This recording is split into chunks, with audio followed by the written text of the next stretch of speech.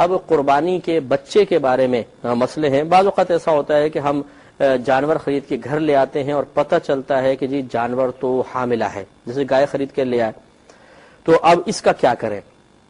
اس میں دیکھیں چند مسائل ہوتے ہیں. مثال کے طور پر ایک تو یہ کہ گھر پر لائے، آپ کو پتہ ہی نہیں چلا کہ یہ حاملہ جانور ہے.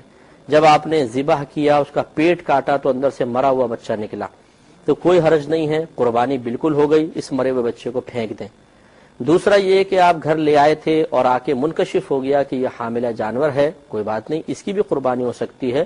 اور جب آپ نے کاٹا تو پیٹ سے زندہ بچہ برآمد ہوا، تو اس کو بہرحال کراہت ہوگی، اس کو کون کھائے گا. لیکن کسی کو اگر دینا چاہیں، کوئی جیسے ہوتے ہیں جمعدار وغیرہ اٹھا کے لے جانے والے، وہ چاہتے ہیں تو اس بچے کو بھی ساتھ ہی ذبح کر دیں. زندہ کیونکہ نکلا ہے، ذبح کر کے ان کے حوالے کر دیں، وہ صحیح ہے.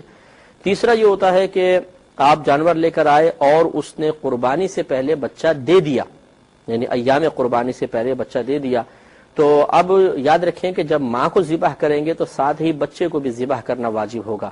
ایسا نہیں کر سکتے کہ ماں کو قربان کر لیا اور بچے کو پال لیا، ایسا نہیں کر سکتے، لہذا بچے کو بھی ذبح کریں گے. چوتھی صورت یہ ہے کہ مثال کے طور پہ قربانی نے پہلے بچہ دے دیا اور کسی نے قربانی کے ساتھ اسے ذبح نہیں کیا بلکہ روک لیا حتیٰ کہ قربانی کے دن گزر گئے، تو اب کیا اس کو پال سکتے ہیں؟ تو شرع حکم یہ ہے کہ نہیں، پال نہیں سکتے. واجب تو یہی تھا کہ اس کو ساتھ ہی کاٹ دیتے، کیونکہ یہ قربانی کا حصہ ہی ہے، تو گویا کہ یہ قربانی کے حصہ آپ نے نکال لیا.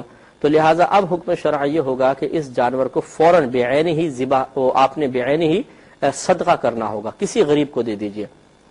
اور بالفرض اس کے بعد مزید ایک صورت یہ ہے کہ آپ نے قربانی کے ساتھ اس کو ذبح نہیں کیا، قربانی کے دن گزر گئے. اب ہونا تو یہ چاہیے تھا کہ زندہ اس کو صدقہ کر دیتے، لیکن آپ نے اس کو کاٹ دیا قربانی کے دنوں کے بعد. اب کاٹ دیا تو یہ آپ نے غلط کیا، اس میں سے کچھ نہیں کھا سکتے ہیں، یہ پورا کا پورا صدقہ کرنا ہوگا، بلکہ اس کاٹنے کی وجہ سے جو قیمت میں کمی آئی ہے اس کمی کو بھی صدقہ کرنا ہوگا.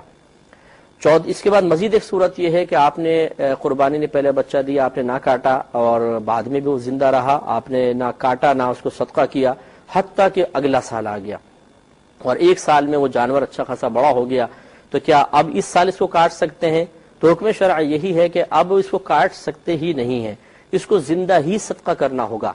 چنانچہ اگر ایک سال کے بعد بھی آپ نے اس کو کاٹ دیا تو اس کو پورا کا پورا صدقہ کرنا ہوگا، اور کاٹنے کی وجہ سے جو قیمت میں کمی آئی وہ کمی بھی آپ کو صدقہ کرنی ہوگی.